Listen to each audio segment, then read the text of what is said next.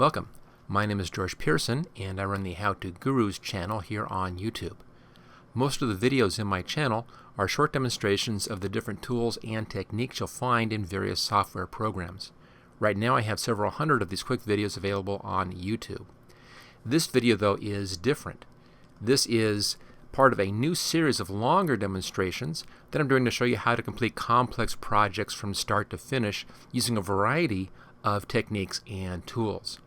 All of the images I use in these projects are in the public domain, and I've included a link to the pictures in the video description in case you want to work along using the same images.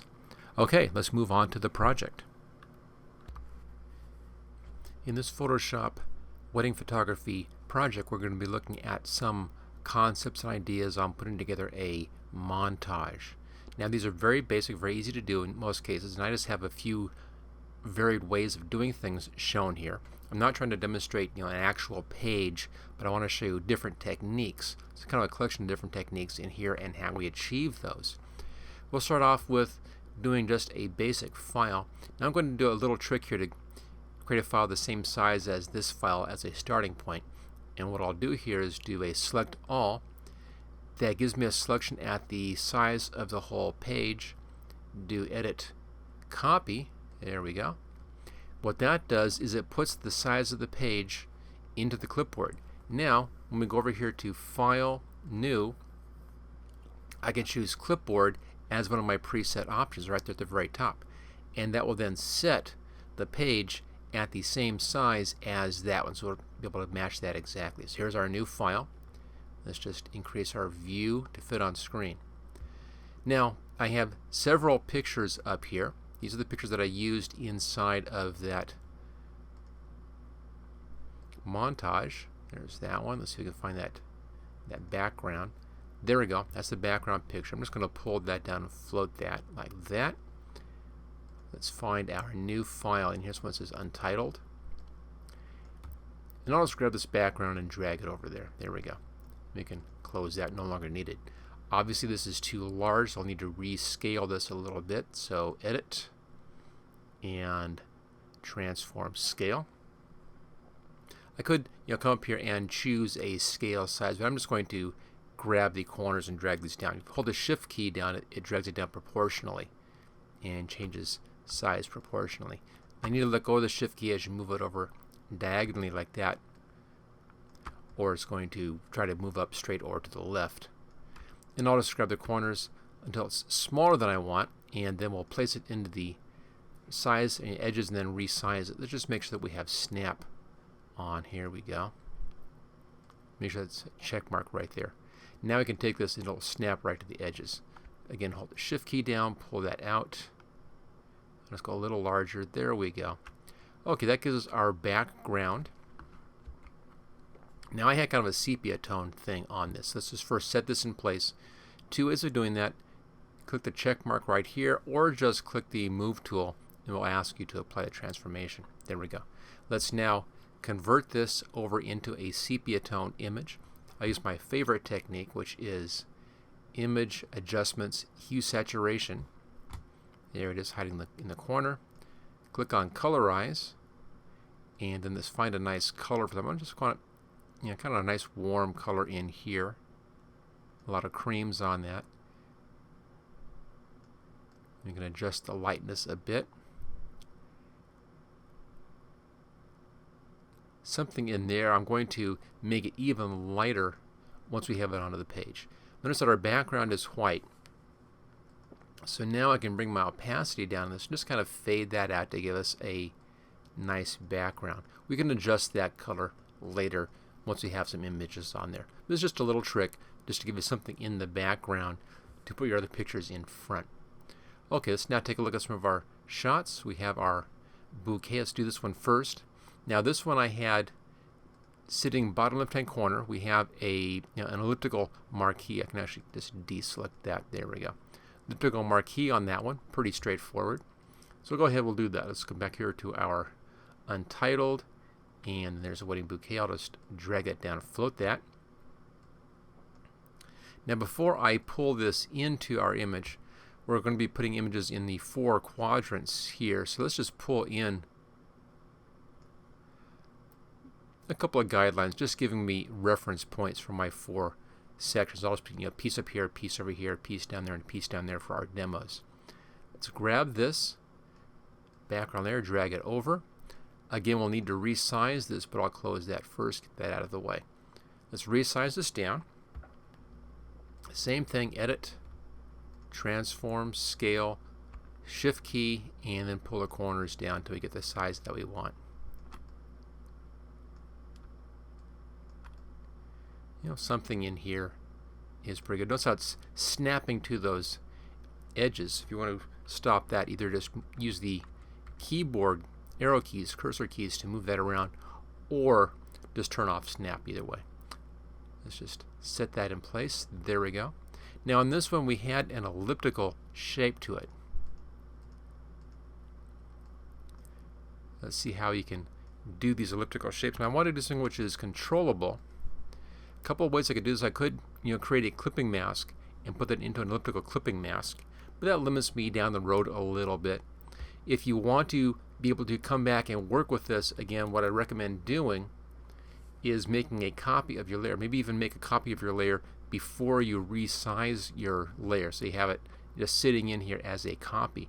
That way you can always come back to it later. For instance, if I just drag this down with my new layer button, make a copy, hide that one. I can even put that one down below here. On our background layer, I'm going to double click on this, convert that to a regular layer, and then I can put my copies in below that. So if you want, you can store copies like this. It's a habit I get into a lot, just so I can always go back to my originals if I want to. If I kind of mess things up, I can always go back to the originals. Okay, let me just show you a way here, an easy way to create a nice vignette on this. Now, you can do this by creating a shape and then using the shape to make a selection, and then using the selection to come in here and clip out the corners. You could just do a selection directly. I could just grab an elliptical marquee tool, come up here upper left hand corner, drag down like this. Now I think I have this one set at fixed ratio. There I go. Let me just deselect that. Let's set that at normal. So I could just drag it down, corner diagonal like that. That gives me an elliptical selection. If you inverted that selection invert, it then selects the outside. I can then hit the delete key. Make sure I'm on the right layer. There we go, delete key, and that deletes that outside area. So that's one technique. Let's undo that clear, and let's deselect. Another way is to give it a soft edge. You can come in here and you can actually give it a pixel level. I'm going to do a 10 pixels here for a soft edge. This gives me a feathering effect. Same thing, I'll pull down corner to corner like that, invert the selection, hit the delete key again, and that gives you that soft edge. Let me just deselect that. So you have that soft edge in there. It's another way to go. Let me show you a third way of making a selection in here. This is one of the most, one of the standard things you'll be doing is making selections that give you those edges. I just want to show you the different approaches on doing that. Let's just back up here. There we go, and then deselect that. Another way gives you a little more control. It allows you to go back to your selection easily. Now you can make a selection, you can save your selection right down here, load and save selection. Another way is to create a shape which you can have inside of your file. You can then easily go back to that shape again. It's a nice little technique. Let's go to our shape tool, new layer, and again corner to corner. That gives me a shape. I can now hold the control key down, click on that shape, and that gives me that selection. Right there you can see there's the selection. If I hide that, there's my selection. Now the nice thing about this technique is that I have this sitting on my file, and I can always go back to this later on and make another selection based upon this exact same shape. So if I need to repeat the shape over and over again, which frequently happens if you're doing several montages, several pages of montages, you want to be able to repeat a shape over and over again, or a selection over and over again. This is an easy way to do that. You just make your shape, and that becomes your master. Now I'm going to deselect this. The way to select this to get that selection around your shape. You know, the easy way, grab your magic wand here. You'll have to have this rasterized. It's a smart layer right now. If it was rasterized, I could click in here with the magic wand and that would select that shape. There's actually a much easier way that works while this is still a smart object. And that's to hold the control key down and click into the thumbnail. There it is. There's the selection. I can now delete that, come back down here, and I can use that selection to clip out that image. Let's just go back up here to select. If you want to, at this point, we can come in and do such things as feather the edge on that, giving it a soft feather radius. Let's just first invert this. So select inverse. So you want to see your selection and you want to see these lines outside. That means that this area is selected and that's protected. That way we can delete that. So I'll go over a little bit of a soft edge, not too much, just a real small soft edge. Modify feather. Now I had it at 10 pixels before. Let's set this at 5, I think it'd be a bit better. 5 pixels for that edge. Hit the delete key and let's deselect. And there's that little soft edge. Now you can do a little bit more with this if you want to. You can actually come in here, on this layer right down here. You can come in and you can add a glow around this as well if you want to improve that quality of that edge. First I'm going to take this ellipse shape up here, pull that down and put it on the middle storage area down below. If you want to, you could make a folder down here, click on the group, and then let's just drag those into the group. I can hide that. This is my little backups. There we go. Okay, let's put some effects on this. Layer styles. Layer style, or click on the FX button right down there. I'll be doing a lot of my techniques here in this training video by using the menus to make it easier for you to follow along what it is I'm doing. I'll try to stay away from the keyboard shortcuts, that kind of stuff which you can't see. I'll try sticking with menus as much as possible. Okay, let's take a look at the outer glow. There you go, there's a little bit of an outer glow. I'll leave it on that default setting. And in here we can adjust the spread of that. Adjust the size. Notice how the size gives me a little bit of a softness in there. If you go too far, it kind of does some weird stuff. So you want to keep it just fairly small, just like that. Just adding a little bit of a warm tone softness to it. Okay, there we go. There is one quick technique just to give you that ellipse. The main thing I wanted to show you though on this one example was the different ways that you can make that selection. Alright, let's do another one up here. We'll grab this image. I'll pull this down. Go to the background, pull it over. There we go. Get rid of that. Same thing now again. This is a point where you might want to come in and make a copy of this and save that copy at that full size. So let's just pull it down to our new layer button. There's my copy. I'll pull it in my backups folder. So I now have a copy of that down here, just in case, just as a backup. You know, once you finish with your montage, you can then delete that backups folder if you want to just make your file a little bit smaller. Okay, let's resize this. Let's make sure we're on the right layer. There we go. Same thing, edit, transform, scale. Hold the shift key down to pull that down in size. Let go of the shift key to move it. Hold the shift key again to resize. Let go of the shift key to move. I'll leave it kind of small at this point. Let's just set that in place. Now this time I want to have rounded corners on this, and again the technique I like to use is to create a new shape using my shape tools. Let's go to the rounded rectangle. There we are. And let's make a new layer. And again, corner to corner diagonally. And it gives you those rounded corners. Now the radius of those corners is controlled right over here. It says 100 pixels. I think this is far too large, so let's undo that. Let's change our radius down. I'm going to try 25. Let's see what happens on that. That's better. Just little rounded rectangles. Now, the nice thing about this technique also is that I can resize this if I didn't get it quite exactly right. So let's just do an edit, transform path, scale. And I'll just, check my edges, make sure I'm about right. I can also use this at this point, of course, to crop in a little bit if I wanted to, but I'm not going to bother for this one video. Okay, there we go. Just set that in place. Same thing again. I'm going to hold the control key down, click in the thumbnail. That selects that. Hide this, come back to this shape. Let's invert the selection. Select inverse.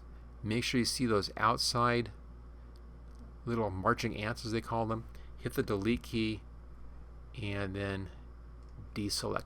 And that gives me the rounded corners. Again, the nice part about doing this is that I can always come back in and change that easily. Plus, if I need to do several of these at exactly the same setting, there's my saved shape. Once again, make sure it's visible. Hold the control key down, click in the thumbnail, and that gives you that selection. So it's a real nice, easy way to save a selection. Let's do something different on this one. Let's go back to our layer effects. So layer and layer style. Let's do an inner glow. I should do an outer glow first. Just like before, just a little bit of a size on that. There we go. Not much, just a bit. See a little bit of a glow around the edges, just for some interest. This time, let's add one more step onto this one. This is an inner glow.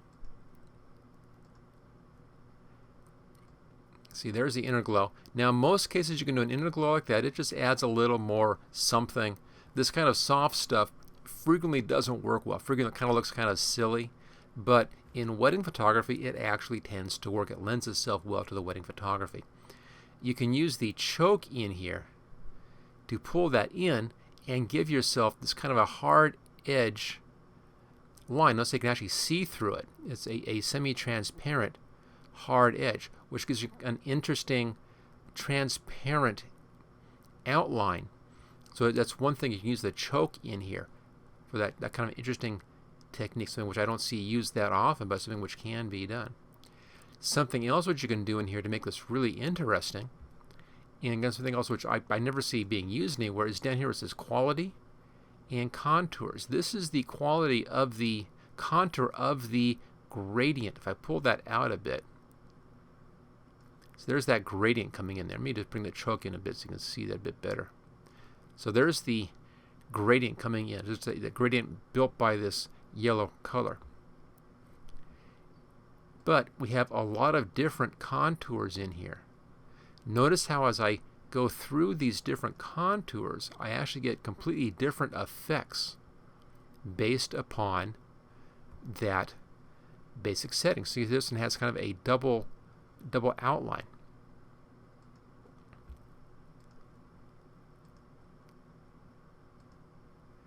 So you can do some really interesting things in here. If you come down here where it says quality and play with these contours, you actually get these kind of interesting line effects happening. So it's, again, something which I never see anybody using. I'm not really sure why. You can control the range in here and control the positioning a little bit. And again, the size allows you to control that size. Now, the fun thing about this is you get kind of an old-fashioned frame effect in here. And using your choke, again, you can control that. So working back and forth with these different settings in here, you can create far more interesting outline or border effects. You're not just doing an inner glow, is what you would expect. You actually can create these kind of fancy bordering effects using the inner glow settings. You can adjust the color of that by changing your color up here. Let's make it a little warmer, I think. So it's a little closer to matching the background color in there. And then the thin lines is controlled by the quality setting. Okay, there we go. There's another interesting option. Let's just choose OK on that one. I'll do one more of these so you can see those effects again. Let's come down here, bottom right hand corner. We'll save that one. And we'll want this one here with the ring effect on it. Let me go ahead and pull that up and see where that's hiding. There it is. Okay, we'll just float that. And go back to our file here. And we'll pull that in. Again, we'll need to resize this, obviously. Now, this is too large for me to actually save this at this size. So let me just pull down, find the corner. Same thing, resize, transform, scale. Hold the shift key down, let go of the shift key, hold the shift key down, let go of the shift key. I'm just kind of bringing it down visually. Now, if I had an idea of where I wanted to go, I could, again, come up here and just, lock those in place and then change my setting to bring it down quickly. Let's say I wanted to bring it down to 25%, see what happens. Gets us closer, obviously. I'll just finish it off here by pulling in these sides. Okay, so here is our basic image. And let's set that in place. Let's now go back to our rounded rectangle. I'll pull that down so you can see how we can use this now as a tool and a reference to rescale that picture. I'm going to put this in behind. It's now in behind that picture. So you can edit. There we go. Transform scale, hold the shift key down, and I can now see how big that size was, and then come in here and adjust this so that it fits that rectangle properly. Let's pull it up. Let me set that in place first. Pull the rectangle in front again. Looks pretty good. So you can see how this has multiple uses. Once we have designed this, once we have set this up, we then can come in and use this for setting in additional images at the same setting as our first image, which is sitting up there. Let's select the rectangle, so hold the control key down, click on the thumbnail. That gives me that as a selection. Select inverse. There we go. That's you want to see those marching ants on the outside. Let's come down to our layer. I'll just hide that. Hit the delete key, and that cuts off those corners. This image now matches. Let me just deselect that. This image matches exactly our image up there. It's exactly the same size because we used this rectangle as a tool to resize that image for an exact match. And let's just kind of fit it nicely in this area in here. Let's come in and match this exactly with our effects as well. You can do this. Just come down here. This is our layer where we had our rounded rectangles with our effects on that. Right click where the name is, and then let's see if we can find that. There we go. Copy layer style. Go up to this layer. That's this image here. Right click where the name is and paste layer style. And it copies the styles from the one layer onto your second layer. So using this shape, which we created earlier, along with copying our layer styles and pasting them up here, we were able to make this image match our image up here exactly. It's just that easy to do. Again, those are these kind of repeating tricks. These are the kind of things you'd want to be able to do for different kinds of montages. You'll set up a basic look, and you want to have the ability to easily copy that look over several images, and those are some of the tools to do that with. Let's do one more thing up here, something a little bit different up here. Just want to show you the flexibility of using some of these different techniques. Just find our image. There we go. That's what I want. I'll pull that down so it's floating. Drag that in, and we can get rid of this. We're already pretty close here. That's nice. So let's edit, transform scale, hold the shift key down, And let's just resize this nicely in here. There we go. Now in this one I want just the figures and not the background. So we're going to make a careful selection around this one. I'll zoom in a little bit.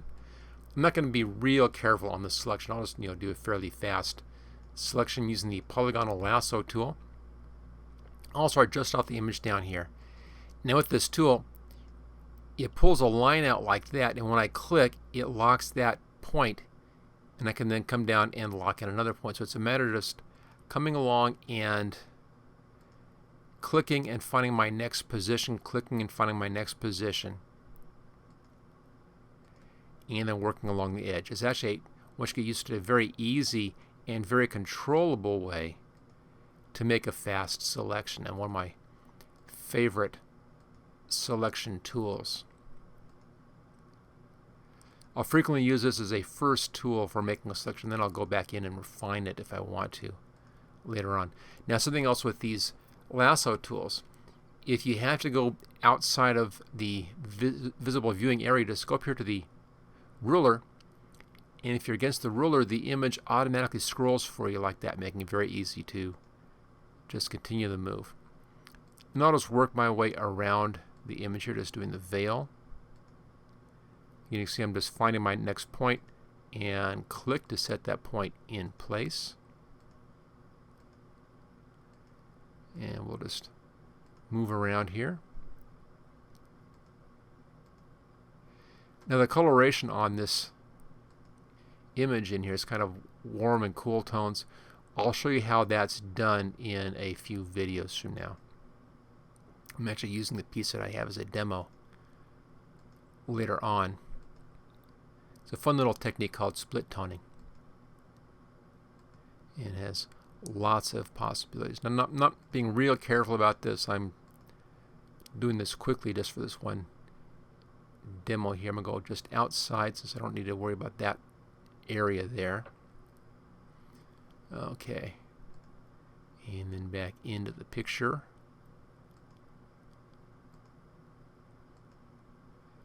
What I'll be demonstrating here is what I want to show you is that if you have an odd shape, you can still use your different layer styles and they'll actually follow that shape around. Kind of a fun little thing to do. Okay, almost done with our selection here. And let's work along the shoulder. Again, going just outside, and it automatically scrolls for me, making that very easy. And working down around the sleeve, just about done here. And then I'll quickly finish off, since the bottom and the right side here are actually moving outside of the image area. I can click outside like that, as long as I'm staying outside of the picture. Go back and find my beginning spot, which is right down there. Now notice as I roll over the beginning where I started, the cursor changes.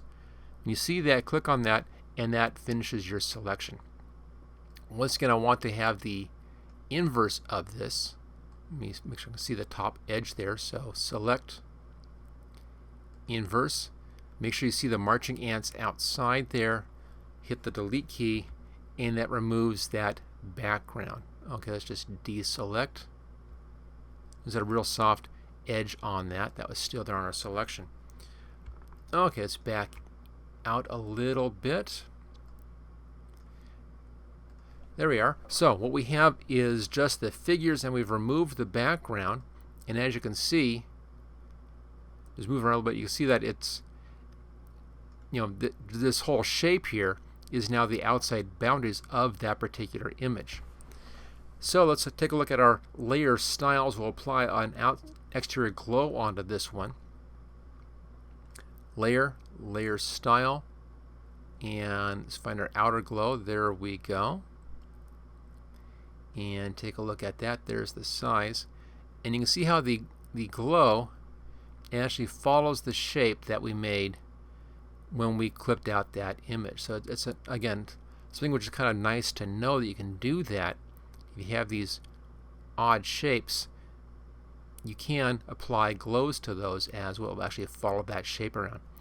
I could apply an inner glow if I wanted to. I don't think it needs it on this particular image, but let me just show you that. See, there's the inner glow as well, so you do have those kinds of additional options.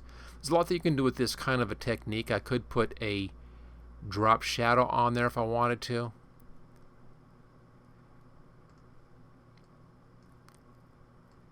See, there's the drop shadow effect right there. You can kind of see it right there.